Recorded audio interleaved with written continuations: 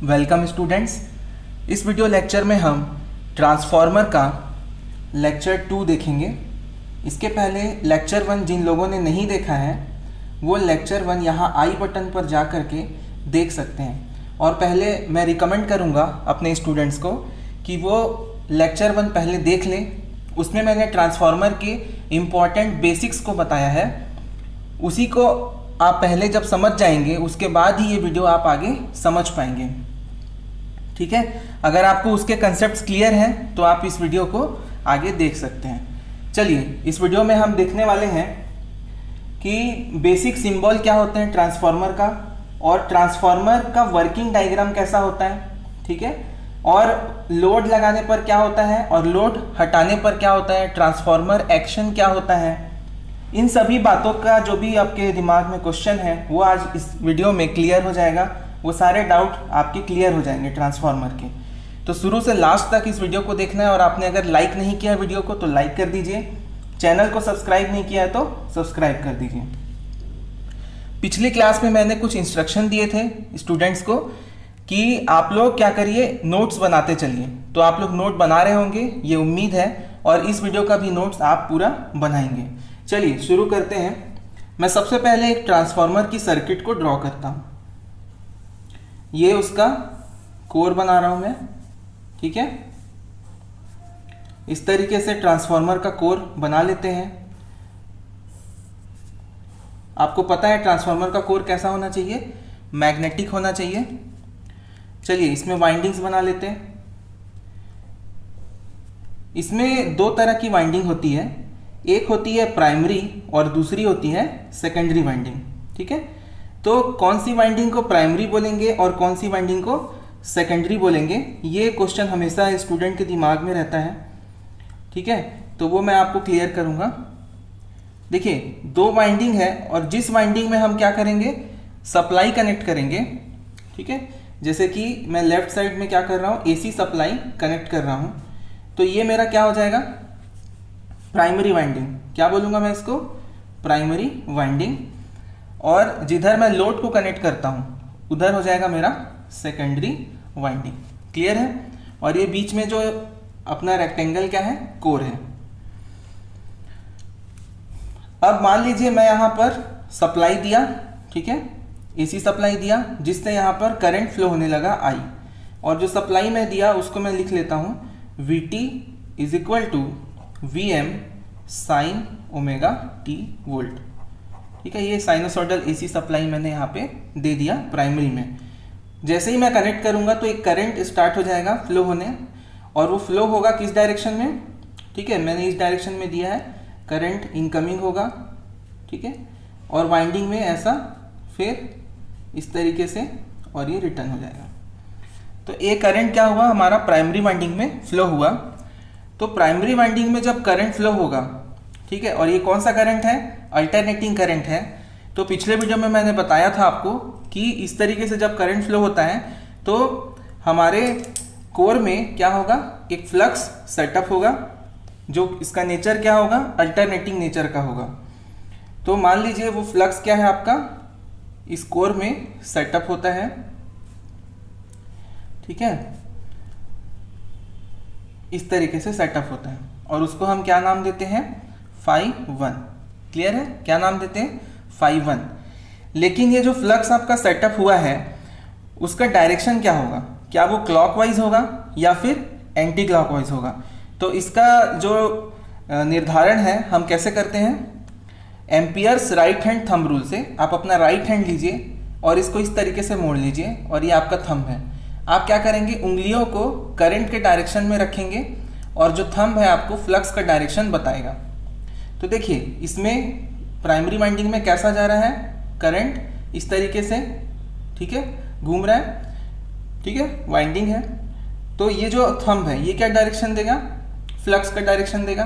तो जो हमारा फ्लक्स है उसका डायरेक्शन हमको मिल जाता है ऊपर की तरफ। तो ये कोर में इस तरीके से सेटअप होगा।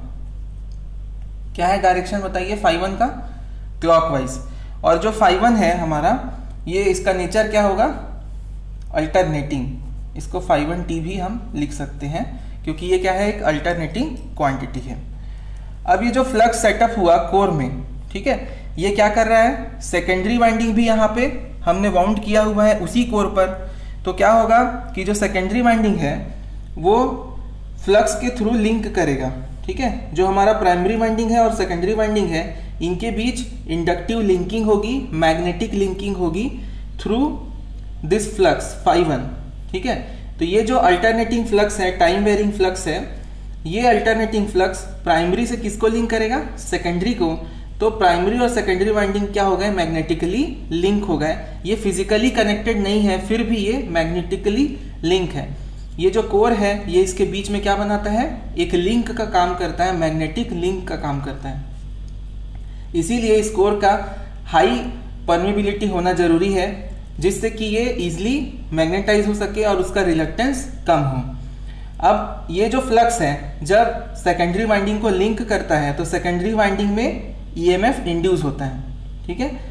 तो ये जो सेकेंडरी वाइंडिंग में जब लिंक करता है तो ईएमएफ इंड्यूस होगा, उसका डायरेक्शन क्या होगा, तो वो डॉट से हम दिखाते हैं, ठीक है। मान लो इसमें डॉट पोलैरिटी यहाँ पर है, तो क्या होगा, डॉट पोलैरिटी अगर यहाँ है तो डॉट पोलैरिटी यहाँ होने से जो पॉजिटिव पोलैरिटी बनेगी इंड्यूस्ड वोल्टेज की, वो यहाँ पर बनेगी और निगेटिव पोलैरिटी अदर एंड पर बनेगी। तो यहाँ पर आपको वोल्टेज मिल जाएगा ES, ठीक है। और ये जो वाइंडिंग है ये सेल्फ भी क्या करेगा, इंड्यूस करेगा। इसमें भी अगर मार्किंग इस तरीके की है तो आपका जो वोल्टेज है वो बन जाएगा EP। तो मैंने प्राइमरी साइड के इंड्यूस्ड वोल्टेज को EP लिया है और सेकेंडरी साइड के इंड्यूस्ड वोल्टेज को ES लिया हुआ है, ठीक है। इसका जो वैल्यू होता है ES का और EP का, वो हम EMF के डेरिवेशन में देखेंगे। अभी हम आपको ट्रांसफार्मर एक्शन के बारे में बताते हैं। ट्रांसफार्मर एक्शन कैसे होता है, ठीक है, वो मैं आपको समझाऊंगा। बहुत डिटेल में जाएंगे, इसके कंसेप्चुअल है एकदम। देखिए होगा क्या, जब हम यहाँ पर लोड कनेक्ट करेंगे सेकेंडरी में, अभी तो कोई लोड कनेक्ट नहीं कर रहे हैं। यहाँ पर करंट क्या है, करंट क्या है, यहाँ पर 0 है। IS क्या है आपका, 0 है अभी। कब, नो लोड कंडीशन पर, जब दोनों टर्मिनल क्या है आपके ओपन है। मान लीजिए आपने कोई लोड कनेक्ट कर दिया सेकेंडरी वाइंडिंग से, तो जब आप सेकेंडरी वाइंडिंग से कोई लोड कनेक्ट करेंगे तो उस कंडीशन पर आपका जो करंट है सेकेंडरी वाइंडिंग में वो फ्लो होने लगेगा। इस तरीके से करंट इसमें जाएगा, ठीक है, और इसमें इस डायरेक्शन में करंट फ्लो होने लगेगा। समझ में आई बात। तो जब सेकेंडरी वाइंडिंग में करंट फ्लो होगा तो ampere right hand thumb rule से हम क्या निकाल लेंगे, इसमें जो फ्लक्स बनेगा उसका डायरेक्शन। तो देखिए ये उंगलियों के डायरेक्शन कैसे हैं, देखिए सेकेंडरी वाइंडिंग में है ना, इस तरीके से करंट फ्लो हो रहा है, तो फ्लक्स का डायरेक्शन क्या होगा, अपवर्ड। तो जो फ्लक्स आएगा यहाँ पे, ठीक है, उसका जो डायरेक्शन है ये इसका सेकेंडरी फ्लक्स का डायरेक्शन वो हो जाएगा एंटी क्लॉकवाइज। मतलब जो हमारा मेन फ्लक्स है उसके अपोजिट होता है। इसको मैं नाम दे देता हूँ φ2t, ठीक है। तो हमने क्या देखा, हमने देखा कि जैसे ही हम यहाँ लोड कनेक्ट कर रहे हैं सेकेंडरी साइड में, तो हमारा एक और जो करंट है सेकेंडरी साइड का वो 0 ना हो करके अब चेंज हो जाता है और उसकी कोई एक फाइनाइट वैल्यू होती है। तो ये जो करंट वाइंडिंग में फ्लो होता है उसके कारण यहाँ पर अल्टरनेटिंग नेचर का एक फ्लक्स φ2 ये यहाँ पर सेटअप हो जाता है कोर में। और कोर में पहले से क्या है, φ1t है। तो चूंकि इनका डायरेक्शन क्या है, अपोजिट है। φ1t कैसा है हमारा, φ1t हमारा है क्लॉकवाइज, और φ22 कैसा है, φ2t है हमारा एंटी क्लॉकवाइज। जिसकी वजह से ये एक दूसरे को क्या करते हैं, अपोज करते हैं, माइनस करने की कोशिश करते हैं। तो होता क्या है कि ये जो φ2t है ये φ1 को कम करने की कोशिश करता है, माइनस करने की कोशिश करता है, अपोज करता है, ठीक है। तो हमारा जो φ नेट बनता है, ठीक है, इसको हम बोलते हैं φ म्यूचुअल। ये हो जाता है हमारा φ1 माइनस φ2। तो जो φ1 फ्लक्स है और φ2 फ्लक्स है, इनका जो डिफरेंस आता है वो होता है हमारा φ म्यूचुअल और φ नेट। क्लियर है। अब होता क्या है कि जब ये जो सेकेंडरी साइड का जो फ्लक्स है φ2 φ1 को अपोज करता है, तो कोर में जो सेटअप है फ्लक्स फाई नेट फ्लक्स, ठीक है, जो दोनों का सब्सट्रैक्शन होता है, उसकी वैल्यू कम होने लगती है। फाई की वैल्यू क्या होती है? कम होने लगती है। अब अगर फाई वन की वैल्यू कम होगी तो मेरा जो EP है वो क्या होगा? -n d phi by dt है। तो अगर ये जो फाई है इसकी वैल्यू क्या होगी? आप ध्यान दीजिए, यहाँ बहुत इंपॉर्टेंट पॉइंट डिस्कस कर रहा हूँ। अगर फाई वन है, ठीक है, ये फाई वन क्या है आपका? रिड्यूस हो रहा है, तो आपका EP भी क्या होगा? रिड्यूस होगा, मानते हैं। तो ये जो EP जब रिड्यूस होता है तो हमारा जो प्राइमरी वोल्टेज है और जो ये EP है, ये दोनों कैसे हैं? आपस में पैरेलल में हैं। Vm sin omega t and EP are in parallel. ये दोनों कैसे हैं? आपके पैरेलल में कनेक्टेड हैं, जिसकी वजह से जो वोल्टेज होगा, ठीक है, जो वोल्टेज होगा यहाँ पर EP और ये वोल्टेज दोनों का जो मैग्नीट्यूड होगा वो सेम होगा। Magnitude of voltage are same. अब क्या हो रहा है? EP हमारा डाउन हो रहा है, लेकिन हमारा जो V है, VT है, ये क्या है? इन्फिनाइट सप्लाई है। क्या है? इन्फिनाइट बस बार से कनेक्टेड है। इन्फिनाइट बस बार से कनेक्टेड है, मतलब इसकी जो सप्लाई है, इसका जो वोल्टेज है डाउन नहीं होता, ठीक है, इसका वोल्टेज कांस्टेंट रहता है। तो होगा क्या कि जो हमारा प्राइमरी वाइंडिंग है, सॉरी, प्राइमरी का जो सप्लाई है, AC सप्लाई, वो एक एक्स्ट्रा करंट सप्लाई करता है, I1 बोल देते हैं। वो जो एक्स्ट्रा करंट है वो इस प्राइमरी वाइंडिंग में फ्लो होता है, जिसके कारण वो फ्लक्स है हमारा वो बढ़ जाता है। और ये जो फ्लक्स बढ़ा, ये क्या करता है? पुरानी जो नेट वैल्यू थी फ्लक्स की, फाई नेट, पुरानी फ्लक्स की जो नेट वैल्यू थी उसको स्टेबलाइज कर देता है। मतलब कि हमने जो लोड लगाया था उसकी वजह से फाई 2 बना, और फाई 2 ने क्या किया? फाई 1 को अपोज किया, क्योंकि उसका डायरेक्शन अपोजिट था। अपोज करने के कारण क्या हुआ कि ये जो फाई 1 की वैल्यू थी, जो फाई नेट की वैल्यू थी म्यूचुअल फ्लक्स की, वो कम हो गई, और वो कम होने के कारण जो EP था, ये EP ये कम होने लग गया। और ये कम हुआ तो प्राइमरी सप्लाई से क्या आया? करंट, एक एक्स्ट्रा करंट आया जो इस वाइंडिंग में फ्लो हुआ, और इस वाइंडिंग में फ्लो होने के कारण जो फाई 1 को वो क्या किया? बढ़ा दिया। फाई 1 बढ़ने के कारण हमारे जो फाई नेट था, फाई म्यूचुअल, इसकी वैल्यू फिर से रीगेन हो जाती है। तो इस तरीके से चलता रहता है। एक्चुअल में यहाँ से हमने क्या दिया? करंट दिया, सेकेंडरी करंट दिया, तो इसी का एक कंपोनेंट हमने प्राइमरी में फिर एक्स्ट्रा लिया। तो यहाँ से करंट निकलता जाता है, लोड में जाता है, और यहाँ से करंट इनपुट आता जाता है। तो इस तरीके से जो इलेक्ट्रिकल पावर या इलेक्ट्रिकल एनर्जी है, ठीक है, इलेक्ट्रिकल एनर्जी, उसको एक सर्किट से, ठीक है, प्राइमरी सर्किट से हम किस में ट्रांसफ़र कर रहे हैं? सेकेंडरी सर्किट में, बिना किसी फिजिकल कनेक्शन के। तो ट्रांसफार्मर का जो डेफिनेशन दिया जाता है, यहाँ से शुरू होता है। ट्रांसफार्मर का डेफिनेशन होता है, ट्रांसफार्मर, आप लोग नोट करते जाइए, transformer is a static device और apparatus which transfer the electrical energy, or you can say power, from one circuit to another circuit through magnetic linking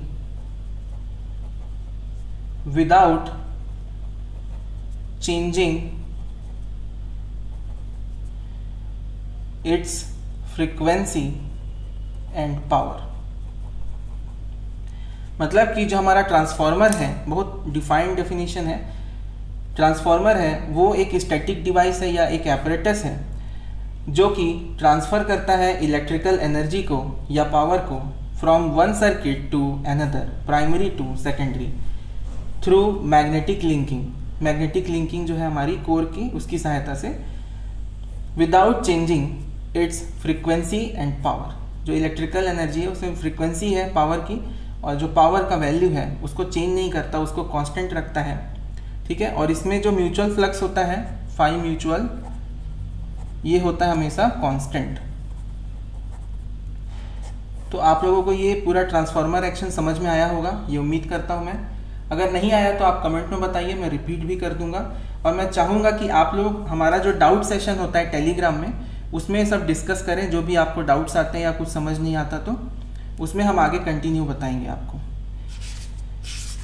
तो ये था टोटल ट्रांसफार्मर एक्शन, इस तरीके से ट्रांसफार्मर का एक्शन होता है। चलिए हमारा जो नेक्स्ट टॉपिक है वो देखने से पहले कुछ आपको मैं बता दूं सिंबल के बारे में, कि ट्रांसफार्मर का सिंबल किस तरीके से होता है। देखिए ट्रांसफार्मर का सिंबल दो तरीके से मैं बता रहा हूँ आपको। इस तरीके से प्राइमरी वाइंडिंग बना ली जाती है, ठीक है, बीच में कोर डाल दिया जाता है, आयरन कोर, और ये सेकेंडरी वाइंडिंग। ये क्या है, ट्रांसफार्मर का सिंबल है। इसमें मार्क कर दिया जाता है प्राइमरी, सेकेंडरी, यहाँ पर number of turns N1 ratio N2, और यहाँ पर जो भी सप्लाई वोल्टेज है और करंट है वो सब मेंशन कर दिया जाता है। तो ये सिंबल होता है ट्रांसफार्मर का। कुछ ऐसे सिंबल भी यूज़ किए जाते हैं, ठीक है, इस तरीके के सिंबल्स यूज़ किए जाते हैं। चलिए नेक्स्ट देखते हैं हम लोग।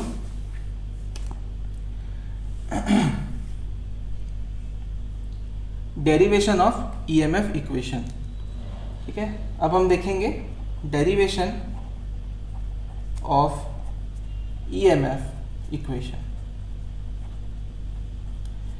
इसको देखने के लिए सबसे पहले ट्रांसफार्मर का स्कीमेटिक डायग्राम हम बना लेते हैं।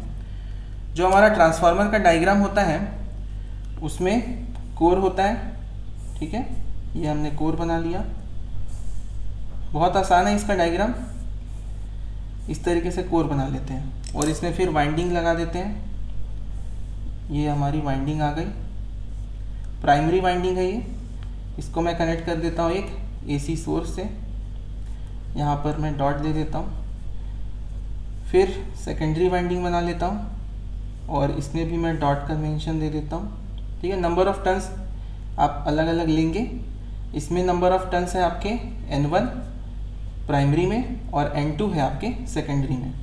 ये आपका सेकेंडरी वाइंडिंग है और ये आपका प्राइमरी वाइंडिंग है, और बीच में क्या है, आपका कोर है। अब क्या हुआ कि जैसे ही हमने इसमें सप्लाई दिया, ठीक है, सप्लाई क्या दिया हमने, VT is equal to VM sine omega t volt. इसकी वजह से यहाँ पे करंट IT फ्लो होने लग गया, और ये जो करंट है ये इस तरीके से वाइंडिंग में फ्लो हुआ। वाइंडिंग में फ्लो होने के कारण ampere right hand thumb rule से, है ना, फ्लक्स का डायरेक्शन अपसाइड है, तो फ्लक्स सेटअप होगा पूरे कोर में, और ये कोर में फ्लक्स सेटअप हो जाता है, ठीक है, फाई। इसको सिर्फ अभी फाई बोलते हैं। इसका नेचर क्या है, अल्टरनेटिंग है, क्लियर। जिसकी वजह से ये जो फाई फ्लक्स है अल्टरनेटिंग नेचर होने के कारण, टाइम वेरिंग नेचर होने के कारण, प्राइमरी वाइंडिंग और सेकेंडरी वाइंडिंग में EMF इंड्यूस करता है। तो यहाँ पर जो प्राइमरी में जो वोल्टेज आ जाता है EMF का, EMF जो इंड्यूस होता है उसकी वैल्यू हम EP ले लेते हैं, और जो सेकेंडरी में वोल्टेज आता है उसकी ले लेते हैं हम लोग ES, ठीक है, मैं उसको ES मान लेता हूँ। तो यहाँ पर EPT और यहाँ पे EST, इनका भी जो नेचर होगा अल्टरनेटिंग होगा। अब वेव फॉर्म बना लेते हैं। जो हमारा वोल्टेज का वेव फॉर्म है वो कैसा है, अल्टरनेटिंग वेव फॉर्म है। ये हमारा वोल्टेज का वेव फॉर्म मैंने ड्रॉ कर लिया है इस तरीके से, VT। इसमें जो मैक्सिमम वैल्यू है वो है आपकी VM, 0 डिग्री, पाई, और आपका 360 या फिर 2 पाई। यहाँ पर क्या हो जाएगा, π/2 मतलब कि 90 डिग्री, और यहाँ पर 3π/2। ये आपका क्या है, -VM। इस तरीके से किसका डायग्राम बन जाता है, वोल्टेज का। साथ में फ्लक्स का डायग्राम भी ऐसा ही बनता है। जो फ्लक्स होता है, ठीक है, इस तरीके से फ्लक्स बन जाता है। डायग्राम ड्रॉ कर सकते हैं आप, बहुत आसान है। तो ये मैं फ्लक्स का बना दिया। फ्लक्स होगा आपका φm साइन ओमेगा t, और ये आपकी मैक्सिमम वैल्यू होगी π/2 पाई 2 पाई, क्लियर। मैक्सिमम वैल्यू क्या है, फाई एम है, और यहाँ पे मैक्सिमम वैल्यू क्या है, बी एम है, और ओमेगा क्या है, फ्रीक्वेंसी है, और ओमेगा की वैल्यू होती है 2 पाई एफ। देखिए दो तरीके हैं ईएमएफ इक्वेशन डिराइव करने के, मैं आपको सबसे आसान तरीका बताता हूँ। इसमें सिर्फ आपको एक फॉर्मूला याद रखना पड़ेगा डिफरेंशिएशन का, कि D by d x of sine x ये कितना होता है, ठीक है। तो ये आपका होता है d by d x of sine x is equal to cos x, ठीक है। अगर डी बाई डी एक्स है और साइन 2x है, या 2 की जगह कोई कांस्टेंट है, मान लो ए एक्स है, तो इसका जो डेरिवेशन होता है a इंटू कॉस एक्स हो जाता है।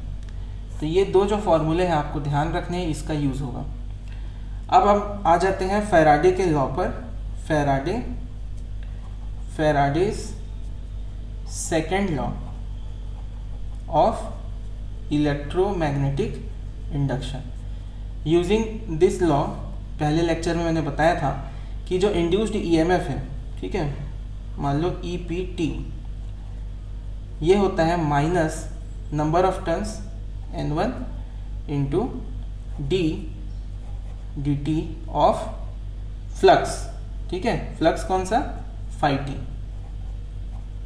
इस तरीके से इसको अब आगे सॉल्व करेंगे तो आ जाएगा EPT is equal to minus N1 into dt phi m sine omega t, ठीक है। फिर आगे सॉल्व करेंगे तो आ जाएगा EPT माइनस N1 इंटू ये जो कांस्टेंट है, फाई m क्या है आपका, कांस्टेंट है, मैक्सिमम वैल्यू है, बाहर आ जाएगा, और अंदर बचेगा d by d t of sine omega t। तो ये आ जाएगा आपका EPT is equal to minus N1 into phi m into d d t sine omega t. तो इसका जो डिफ्रेंशिएशन है यहाँ से मैंने आपको समझाया, ठीक है। तो नीचे क्या है, t है, ऊपर क्या है, साइन ओमेगा टी। तो ओमेगा क्या हो गया आपका, कांस्टेंट हो गया, तो वो बाहर आ जाएगा और एज इट इज़ कॉस में आ जाएगा वैल्यू। तो ओमेगा इंटू क्या आ जाएगा, कॉस ओमेगा टी। सॉरी यहाँ पर एक मिस्टेक है, a into cos A X ही होता है ना, ए एक्स ही रहेगा, अंदर एंगल जो है बाहर a आ जाएगा बस। तो यहाँ पर भी omega into cos omega T, ये बेसिक फार्मूला है, आपको पता होगा, M1 M2 में आपने पढ़ा होगा। तो फिर EPT जो आ जाता है वो आता है minus N1 phi m omega into cos omega t. अब यहाँ पे सबसे इम्पॉर्टेंट बात है कि हमारे पास एक माइनस का साइन है, तो जितने कांस्टेंट हैं N1 फाई m और ओमेगा, उसको मैं एक साथ ले लेता हूँ, और माइनस के साथ में कॉस ओमेगा टी को ले लेता हूँ, ठीक है। अब आपको मैं एक फंक्शन बताता हूँ, ठीक है। हमने फेजर डायग्राम में पढ़ा था, ठीक है। आपने फेजर डायग्राम का अगर वीडियो नहीं देखा है तो आई बटन पर उसका पूरा प्लेलिस्ट आपको मिल जाएगा फेजर डायग्राम से संबंधित, तो वो भी आप देख के समझ सकते हैं। अभी फ़िलहाल मैं कुछ आपको इंपॉर्टेंट बताने वाला हूँ, ठीक है। आपको पता है कि जैसे मान लो ये मेरा साइन वेव है इस तरीके से, ठीक है, ये मेरा क्या है, साइन वेव है। तो कॉस वेव कैसा होता है बताइए, कॉस वेव कैसा होगा, ये मेरा साइन वेव है, मुझे कॉस वेव ड्रॉ करना है। कॉस वेव इसका क्या होता है, 90 डिग्री आगे होता है, ठीक है। मतलब कि जब ये साइन 0 डिग्री पर 0 है तो कॉस 0 डिग्री पर क्या होता है, 90 होता है, ठीक है। मतलब मैक्सिमम होता है, उसकी वैल्यू मैक्सिमम होती है। पता है आपको साइन 0 क्या होगा, 0, और कॉस 0 डिग्री क्या होता है, 1 होता है।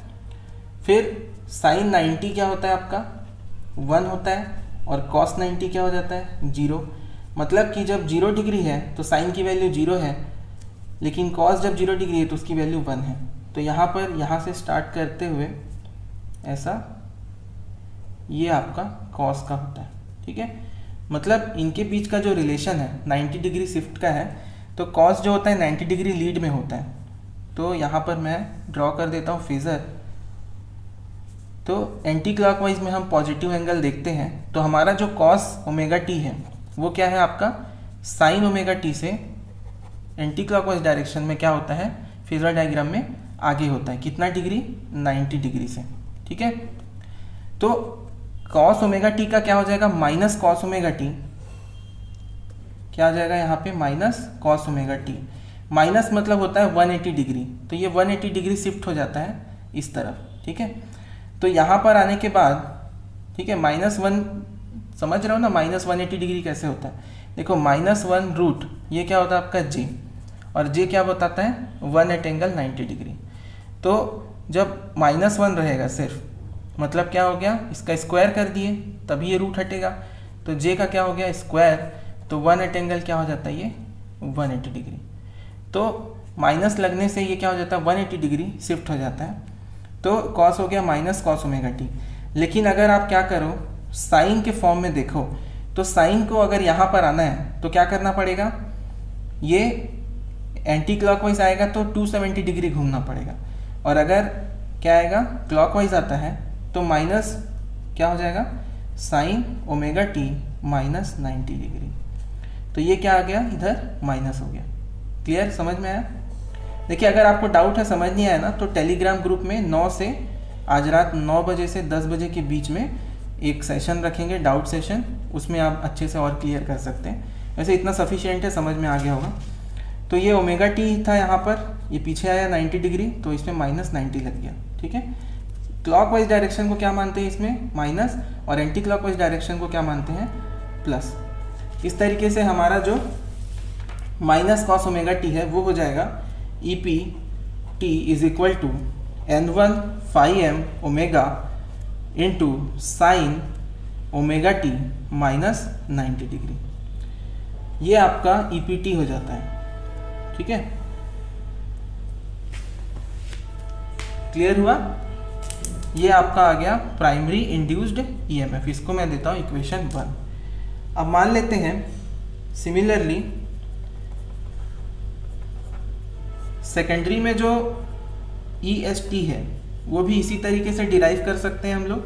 तो उसकी वैल्यू मैं डायरेक्ट लिख देता हूँ N2, उसमें क्या हो जाएगा N1 की जगह N2 phi m omega into sine omega t -90 degree. ये इसका यूनिट आएगा वोल्ट में। तो इस तरीके से हमने डिराइव कर लिया है अपना EMF इक्वेशन। तो ये आपका EMF इक्वेशन होता है। लेकिन आपने कुछ दूसरा वैल्यू देखा होगा, आपने देखा होगा 4.44 फाई एम एफ एन, इस तरीके का फॉर्मूला आपने देखा होगा, ठीक है। तो ये क्या होता है वो मैं आपको समझाऊंगा। एक्चुअल में इक्वेशन ये है, इसको इक्वेशन बोलते हैं, और दैट इज़ अ वैल्यू। ये आपका एक वैल्यू है, ठीक है, वैल्यू है, और ये आपका इक्वेशन है। तो यहाँ पर हमने क्या किया, डेरिवेशन किया EMF इक्वेशन का। लेकिन हम क्या करते हैं मैं बताता हूँ, वैल्यू भी निकालेंगे, इस तरह का वैल्यू कैसे आता है, ठीक है। तो इस तरह का वैल्यू हम कैलकुलेट करेंगे। देखिए सबसे पहले हमको ये समझना होगा, मैं प्राइमरी से स्टार्ट करूँगा। EPT जो है उसमें जो ये वैल्यू है N1 फाई एम ओमेगा, ये क्या है कांस्टेंट रहती है। तो N1 फाई एम ओमेगा को मैं लिख देता हूँ EM, ठीक है। EM क्या लिख देता हूँ EM, मतलब मैक्सिमम वैल्यू है हमारे EMF की, ठीक है, EM लिख देता हूँ into sine omega t -90 degree. Clear है। अब आपको RMS वैल्यू का पता होगा, ठीक है, मैं फॉर्मूला बता देता हूँ कि RMS वैल्यू जो होती है हमारी, RMS value root mean square value किसी भी AC वेव फॉर्म की, वो होती है उसकी मैक्सिमम वैल्यू डिवाइडेड बाय √2। अगर हमारा AC क्वांटिटी है, जो भी है क्वांटिटी, वो क्या है साइनोसोडल वेव फॉर्म है, क्या है साइनोसोडल AC वेव फॉर्म है, तो उसका जो RMS वैल्यू होगा वो होगा मैक्सिमम वैल्यू, उस वेव की मैक्सिमम वैल्यू डिवाइड बाय √2। तो हमको यहाँ पर जो प्राइमरी इंड्यूस्ड EMF है उसका RMS निकालना है। तो EP RMS इक्वल टू मैं लिखता हूँ, मैक्सिमम वैल्यू क्या हमारा EM है, तो EM डिवाइडेड बाय √2। तो EM क्या है हमने जो माना था, ये जो वैल्यू है ये हमारी EM है। मैं फिर से लिख भी देता हूँ, EM है हमारा N1, ठीक है, फाई एम, सॉरी EM1 ले लेते हैं इसको, क्योंकि ये प्राइमरी का हम बात कर रहे हैं। 1 की जगह अपन P भी ले सकते हैं, ठीक है। नंबर ऑफ टर्न्स मान लो क्या है, प्राइमरी का P है और सेकेंडरी का S है, ठीक है। तो ये सब 1 है, वो क्या हो जाएगा P हो जाएगा। तो EM1 की जगह क्या आ जाएगा, EMP। क्लियर है? और EMP इज इक्वल टू है N1 फाई ओमेगा। इसकी वैल्यू रख देंगे तो आ जाएगा हमारे पास N1 phi M omega divided by √2। फिर N1 और फाई M कांस्टेंट है, N1 फाई M, और ओमेगा क्या होता है, ओमेगा के बारे में आपको पता होगा, ओमेगा होता है 2 पाई f। तो उसकी वैल्यू हम यहाँ रख देंगे, तो ओमेगा हो गया हमारा 2 पाई f। ठीक है, ओमेगा की वैल्यू रख देते हैं 2 पाई f डिवाइडेड बाई √2। तो ये जो सेक्शन है आपका 2 पाई बाई √2 है ना, 2 पाई बाई √2, इसकी जो वैल्यू होती है 4.44। आप कैलसी में कैलकुलेट करके देख लेना। तो हमारे पास जो EPRMS आता है, EPRMS, उसकी वैल्यू हो जाती है N1 phi M into 4.44 into f। तो इस तरीके से जो RMS वैल्यू होता है, ठीक है, हमारे प्राइमरी इंड्यूस्ड EMF का, वो आ जाता है N1 phi M 4.44 f, N1 phi M 4.44 f। इस तरीके से हमको हमारे प्राइमरी का वोल्टेज, इंड्यूस्ड वोल्टेज मिल जाता है, उसकी RMS वैल्यू हमको फाइंड हो जाती है। आगे देखते हैं, जो हमारा प्राइमरी का, ठीक है, EPT था, EMF इक्वेशन था, वो था हमारा EMP into sine omega t minus 90 degree. इसका जो RMS वैल्यू हमने अभी कैलकुलेट किया EPRMS, ये आया हमारा N1 into phi M into 4.44 f। इसको अच्छे से लिख सकते हैं 4.44 है ना, N1 फाई M f। तो EPRMS हमको क्या मिल जाता है, 4.44 N1 phi M into f। इसको मैं ब्रैकेट में ले लेता हूँ। सिमिलरली हम सेकेंडरी के लिए भी ऐसा ही देख सकते हैं। सेकेंडरी में क्या होगा, EST हो जाएगा, ठीक है, और EMS हो जाएगा। सेकेंडरी का जो मैक्सिमम वोल्टेज होगा into sine omega t minus 90 degree. इसका जो RMS वैल्यू होगा ESRMS root mean square value, ये आपका आ जाएगा N2, सिर्फ N चेंज होगा, N2 फाई M 4.44 f। इसको अच्छे से अरेंज कर देंगे तो आ जाएगा आपके पास ERMS equal to 4.44 N2 phi M into f। तो ये आपका सेकेंडरी का EMF, इंड्यूस्ड EMF का RMS वैल्यू आपको मिल जाएगा। क्लियर है? तो ये मैं बताया आपको कि ये आपका RMS वैल्यू है, और डेरिवेशन ऑफ EMF इक्वेशन में ये इक्वेशन आपको मिलेगा इंड्यूस्ड EMF का। यहाँ पर जो EMP है उसकी वैल्यू है आपकी N1 फाई ओमेगा, और EMS है, ठीक है, EMS मतलब maximum value of secondary induced EMF, वो है आपका N2 फाई M ओमेगा। देखिए यहाँ पर जो मैंने 2 लिखा है ना, 2 सब्सक्रिप्ट, उसको आप S समझिए कि वो सेकेंडरी का नंबर ऑफ टर्न्स है, और 1 लिखा है उसको आप प्राइमरी का नंबर ऑफ टर्न्स समझिए। बार बार मैं 1 लिख देता हूँ, इसको P लिखना है, ठीक है, और 2 को क्या लिखना है, S। समझ में आई बात? तो ये आपका हो गया EMF इक्वेशन। इस तरीके से आप कर सकते हैं। मैं छोटा सा आपको फेजर डायग्राम का एग्जांपल देता हूँ। फाई जो था, फाई टी जो फ्लक्स है, म्यूचुअल फ्लक्स है, जो कोर में सेटअप हुआ था, वो होता है आपका phi M sine omega t, ठीक है। और आपका जो EMF इंड्यूस्ड है, ठीक है, मैं एक ये प्राइमरी का एग्जांपल ले लेता हूँ, EPRMS की जगह T ले लेते हैं। ये होता है हमारा EMP maximum value into sine omega t minus 90 degree. तो आप जो फेजर डायग्राम देखते हैं ट्रांसफार्मर का, उसमें हमेशा देखिएगा एक रिफरेंस हॉरिजॉन्टल होता है फाई M, ठीक है, फ्लक्स। तो वो एक रिफरेंस हम खींच लेते हैं फेजर, तो उसका क्या है, साइन ओमेगा टी है, ठीक है। लेकिन उसके बाद जो इंड्यूस्ड EMF है वो क्या होता है 90 डिग्री -90 है। इसका मतलब क्या है, वो अगर एंटी क्लॉकवाइज दिशा में देखें तो -90 का मतलब होता है कि पीछे है, लैगिंग है। ईएमएफ क्या होता है आपका, फ्लक्स से 90 डिग्री पीछे लैग करता है। समझ में आई बात? तो वो क्या हो जाएगा sin ωt -90, ठीक है, sin ωt -90 होता है। तो वो आपका इस डायरेक्शन में आ जाता है। क्योंकि हम यहाँ φm क्या बात कर रहे हैं, φt का, सॉरी φm की जगह क्या होगा, φt होगा, फ्लक्स है। तो म्यूचुअल फ्लक्स, m का मतलब है यहाँ पे म्यूचुअल फ्लक्स, मैक्सिमम नहीं है, म्यूचुअल फ्लक्स है। इसको अपन t से भी रिप्रेजेंट कर सकते हैं।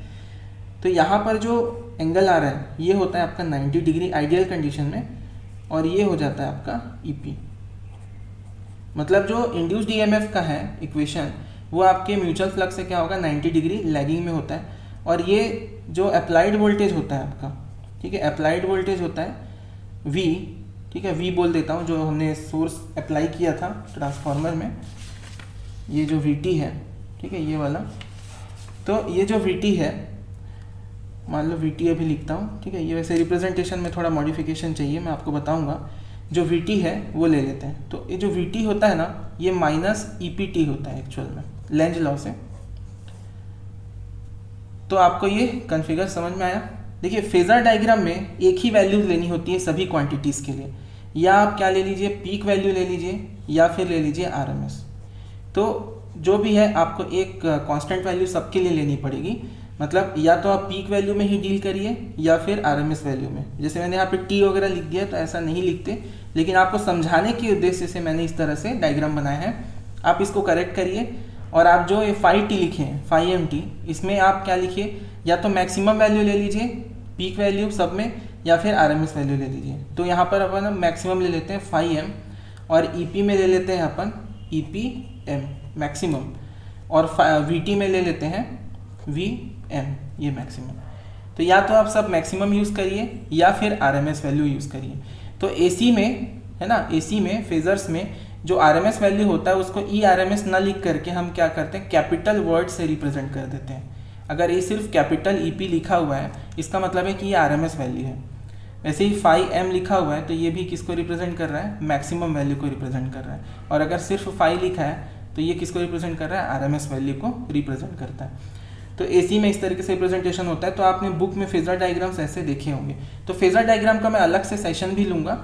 अभी मेरा बस ये उद्देश्य था कि आपको ये सब समझा दूँ कि ये जो इंड्यूस्ड वोल्टेजेस हैं वो किस तरीके से होते हैं, उनका डेरिवेशन कैसा होता है। तो हमने वो डेरिवेशन देखा। इसके बाद कुछ इंपॉर्टेंट मैं आपको बताता हूँ जिससे न्यूमेरिकल क्वेश्चन बनते हैं, है ना।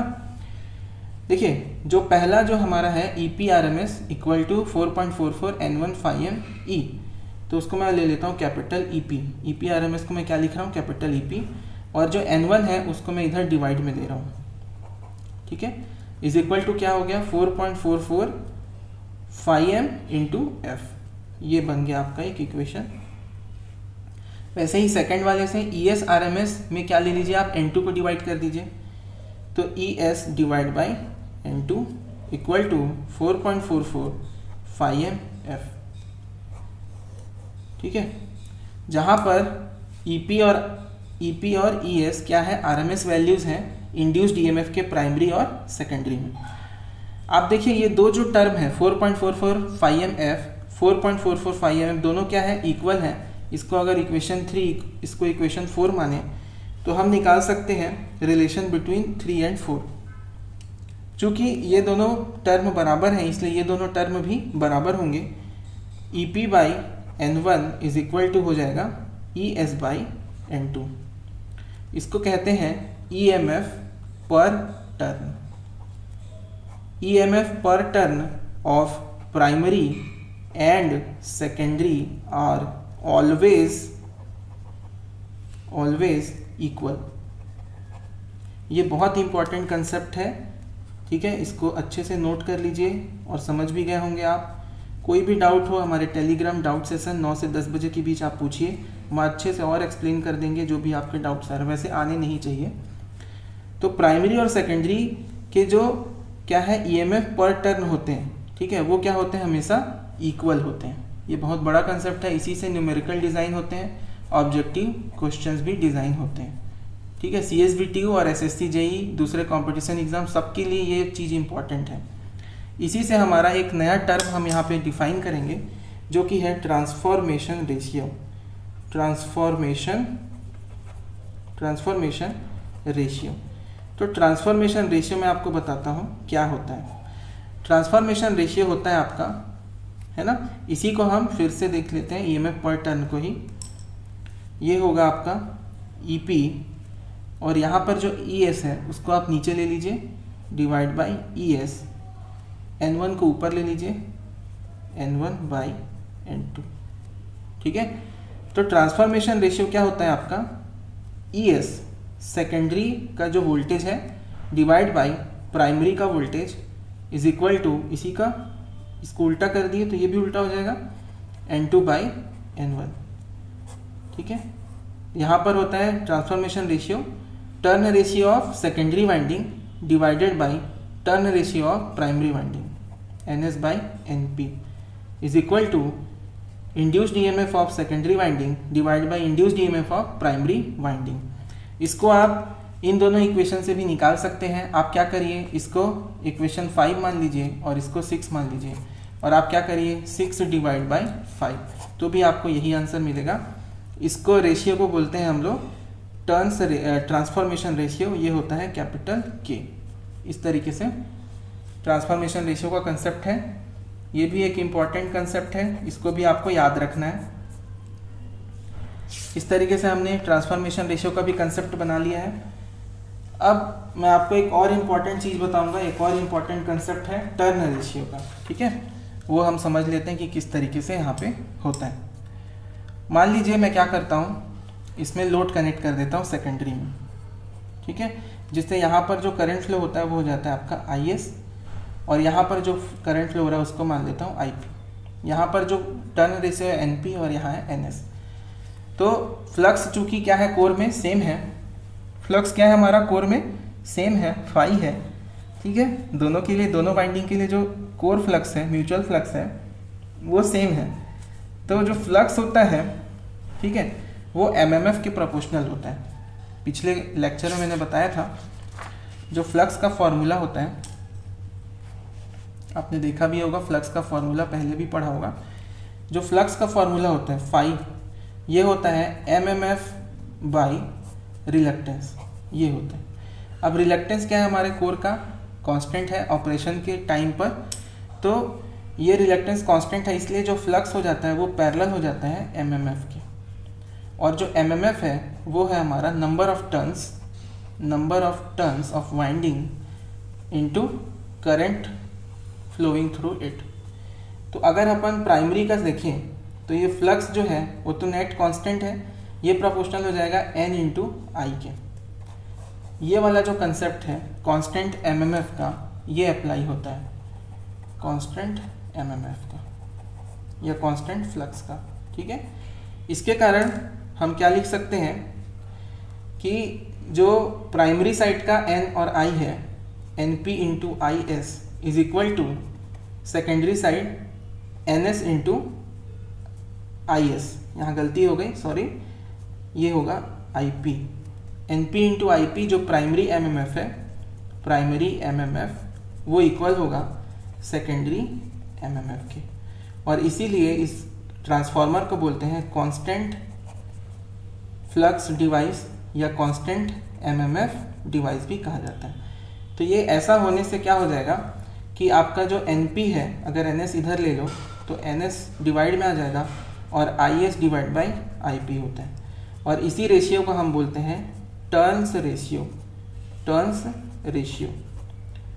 इसको रिप्रेजेंट करते हैं स्मॉल n से, किससे, स्मॉल n से रिप्रेजेंट करते हैं, ये होता है हमारा टर्न्स रेशियो, ठीक है। और इसके पहले जो हमने देखा था वो क्या था हमारा ट्रांसफॉर्मेशन रेशियो, ठीक है, वो होता है K से रिप्रेजेंट। इसमें था क्या N2 बाई N1 मतलब NS बाई NP था, लेकिन टर्न्स रेशियो में देखिए NP बाई NS होता है। और इसमें जो करंट है वो देखिए NP के साथ में क्या है IS है ऊपर और NS के साथ में IP, तो ये इन्वर्स होता है, ठीक है। तो इससे आप ये भी अंदाज़ा लगा सकते हैं कि N is inversely proportional to I। अगर करंट ज़्यादा बढ़ेगा, ठीक है। तो अगर नंबर ऑफ टन्स कम है, ठीक है, नंबर ऑफ टन्स कम है तो करंट कम है, ठीक है। ये वाला जो कंसेप्ट है ये आपको अभी काम नहीं आएगा, तो इसको अभी छोड़ देते हैं। इसके बारे में और डिटेल में हम बात करेंगे जब ऑब्जेक्टिव क्वेश्चंस आएंगे, तो इसको आप नोट मत करना, ठीक है, इसको यहाँ तक नोट करना। इसके बाद एक न्यूमेरिकल लेते हैं हम, अपना वीडियो समाप्त करने ही वाले हैं, बस 5 मिनट और। इससे रिलेटेड मैंने न्यूमेरिकल लिया हुआ है, ठीक है, विजिबल है। क्वालिटी आप मैनेज कर लीजिएगा वीडियो का, तो आपको विजिबल होगा अच्छे तरीके से। इसमें देखिए क्वेश्चन न्यूमेरिकल लिया हुआ है, the maximum flux density in the core of a 250-3000 volt 50 hertz single phase transformer is 1.2 weber per meter square tesla. If EMF per turn is 8 volt, determine primary and secondary turns area of the core। ठीक है, तो बात यहाँ पर given data की है। Given data क्या क्या दिया हुआ है वो देख लेते हैं। सिंगल फेज ट्रांसफार्मर दिया हुआ है और साथ में क्या दिया हुआ है, फ्रीक्वेंसी दिया है 50 हर्ट्ज, ठीक है, और वोल्टेज दिया हुआ है 250/3000 वोल्ट, ठीक है। साथ में हमको क्या और मिला हुआ है इसमें, देखिए साथ में क्या मिला हुआ है, यहाँ पे हमको फ्लक्स डेंसिटी दिया हुआ है, मैक्सिमम फ्लक्स डेंसिटी, मतलब 5m नहीं दिया हुआ है, ये तो फ्लक्स होता है, bm दिया हुआ है। Flux density 1.2 weber per meter square, मतलब कि 1 मीटर स्क्वायर में हमारी जो नंबर ऑफ मैग्नेटिक लाइंस है वो क्या है, 1.2 वेबर, ठीक है। तो इसका और एक यूनिट होता है टेस्ला, वो भी लिखा हुआ है कि इसका जो वेबर पर मीटर स्क्वायर होता है वो इक्विवेलेंट टेस्ला के होता है, और इसका फ्लक्स डेंसिटी का जो यूनिट है वो टेस्ला भी होता है। अब इसमें और क्या दिया है, EMF पर टर्न, ठीक है, EMF पर टर्न भी दिया हुआ है। इसकी वैल्यू दी हुई है आपको 8 वोल्ट, इसकी वैल्यू क्या दी हुई है, 8 वोल्ट दी हुई है। अब आपको पहला क्या निकालना है, टू फाइंड में देख लेते हैं, टू फाइंड एक एक करके प्राइमरी और सेकेंडरी टर्न्स निकालने हैं, ठीक है। तो आपको पता है EMF पर टर्न का फॉर्मूला क्या होता है, EMF पर टर्न होता है E, मान लो प्राइमरी के लिए देख रहा हूँ तो EP डिवाइड बाई क्या होगा, NP। तो अगर आपको NP चाहिए तो क्या करना पड़ेगा, NP is equal to EP divide by 8, ठीक है, डिवाइड बाई क्या करना पड़ेगा आपको, 8 करना पड़ेगा। समझ में आई बात। इस तरीके से जब आप इसको सॉल्व करेंगे, ठीक है, तो EP की वैल्यू क्या है वो रखिएगा। मान लीजिए अभी यहाँ पे कितना है, 250 वोल्ट है, 250 वोल्ट ले लेते हैं और ये 8 ले लेते हैं। तो आप क्या करिए, इनको डिवाइड करिए, तो 8 1 जा 8 3 जा, और क्या आ जाएगा 10, यहाँ पर क्या आ जाएगा 10, और 8 2 जा, ठीक है, 8 1 जाएगा, फिर ऐसा कुछ 2 5 ऐसा बनेगा यहाँ पे, ठीक है, इस तरीके से। तो इसको क्या ले लेते हैं, राउंड ऑफ करके 32 टर्न्स ले लेते हैं, क्योंकि ये इंटीजर में ही होगा, ये ऐसा तो टर्न बनाते नहीं है, तो एक ज़्यादा ले लेते हैं, राउंड ऑफ कर देते हैं इसको। तो आंसर हो जाएगा इसका प्राइमरी नंबर ऑफ टर्न्स का 32 टर्न्स, और जो वोल्टेज का रेशियो लिया है 250/3000, यहाँ पर हमने प्राइमरी 250 को माना है और सेकेंडरी 3000 को माना है।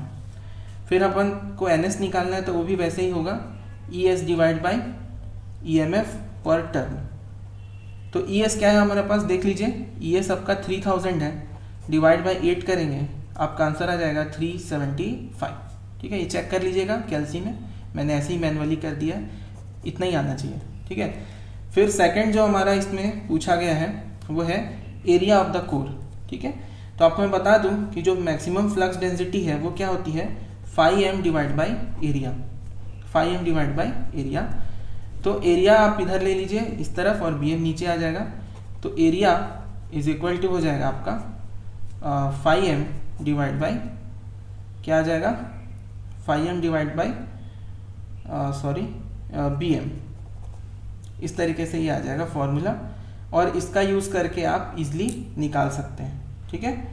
और 5m कहाँ से निकलेगा आपका, तो 5m आपका जो फॉर्मूला है EP is equal to 4.44 into 5m into F into NP, तो EMF पर टर्न तो आपको पता ही है, तो EP/NP आपको पता है कितना है, 8 वोल्ट है, और यह आ जाएगा 4.44 इंटू 5M इंटू F आपको 50 हर्ट्ज दिया हुआ है, तो आप इसमें वैल्यू रखिए तो आपको 5M मिल जाएगा। 5M आ जाएगा आपका 8/4.44 इंटू 50, तो इसकी वैल्यू आप निकालिए। ठीक है, जो भी वैल्यू आती है इसकी, मैं अभी कैलसी नहीं रखा हूँ। फिर आप एरिया निकाल लीजिए, उस 5M की वैल्यू को यहाँ पुट करिए, डिवाइड बाई BM जो कि 1.2 दिया है, तो आप आंसर निकालेंगे तो आपका आंसर लगभग 0.03 या 0.04 के आसपास आएगा मीटर स्क्वायर में। तो ये मैं चाहता हूँ कि आप ये कैलकुलेट खुद से करो, ठीक है, और मुझे कमेंट करके बताओ। वीडियो ऑलरेडी बहुत लंबा हो चुका है, अगले वीडियो में हम देखेंगे अच्छे से इसका सॉल्यूशन। आप तब तक क्या करिए, इस वीडियो को देखिए, अच्छे से नोट करिए, और आप अपने जो भी कमेंट्स हैं वो इसमें दीजिए। ठीक है, इसका जो आंसर आप निकालेंगे, यहाँ से 5M निकल जाएगा, और यहाँ पर आप उसकी वैल्यू पुट करेंगे तो आपका एरिया भी निकल जाएगा।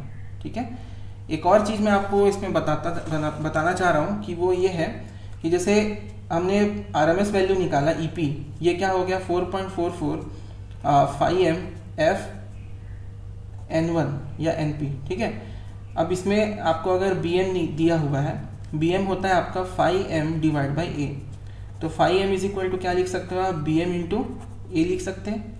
ठीक है, तो आपका जो 5M है वो रिप्लेस हो जाएगा यहाँ पे BM इंटू A से, तो EP इज इक्वल टू आ जाएगा 4.44 है ना, BM into A into F into NP, तो EP इज इक्वल टू 4.44 है ना, NP into F into BM into A। तो ये वाला जो फॉर्मूला आपका बनता है, यहाँ से भी आप निकाल सकते हो direct, EP divide by 4.44 NP into F into BM, इन सब की वैल्यूज़ आपको दी हुई है क्वेश्चन में, इक्वल टू एरिया, तो आपको एरिया आ जाएगा 0.03 या 0.04 मीटर स्क्वायर, ये आपका आंसर आएगा। तो आप इसको बनाइए और आप कमेंट करिए अगर आपका आंसर एग्जैक्ट आता है तो। ठीक है, और मुझे बताइए आपको वीडियो कैसा लगा, अच्छा लगा आप लाइक करिए, ऐसे वीडियोस और चाहते हैं, या आपका कोई सजेशन है इस टाइप के वीडियोस में कि मैं क्या मॉडिफिकेशन करूं, क्या चेंजेस करूं, तो आप उसको भी कमेंट में दीजिए, तो मैं उसको इम्प्लीमेंट करूंगा अपने वीडियोस में, ताकि आपका जो लेक्चर सीरीज़ है वो बहुत अच्छा हो सके और आप इसका ज़्यादा से ज़्यादा फ़ायदा उठा सको।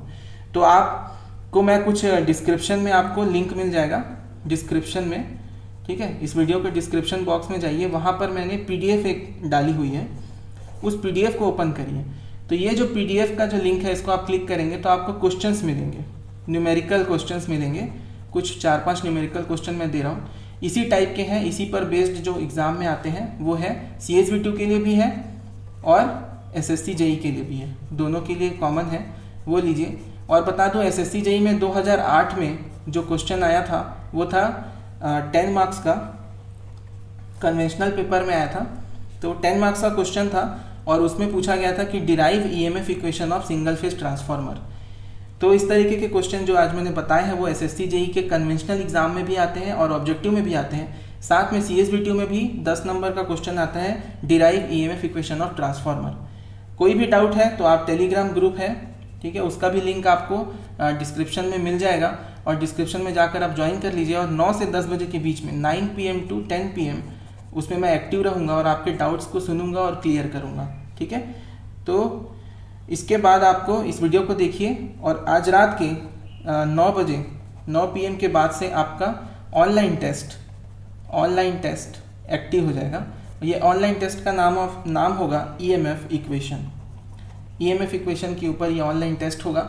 और अगले लेक्चर में हम देखेंगे ट्रांसफार्मर कंस्ट्रक्शन देखेंगे। तो अगर स्टूडेंट्स आप लोगों ने ये वीडियो को अभी तक लाइक नहीं किया तो लाइक कर दीजिए, साथ में आप क्या करिए, इसको शेयर करिए अपने फ्रेंड्स के साथ, क्लासमेट्स के साथ, और सब्सक्राइब अगर नहीं किया है तो सब्सक्राइब कर लीजिए, क्योंकि ऐसे ही दूसरे वीडियो आएंगे उसका नोटिफिकेशन आपको मिले। तब तक के लिए ठीक है, अगले वीडियो में मिलते हैं, धन्यवाद।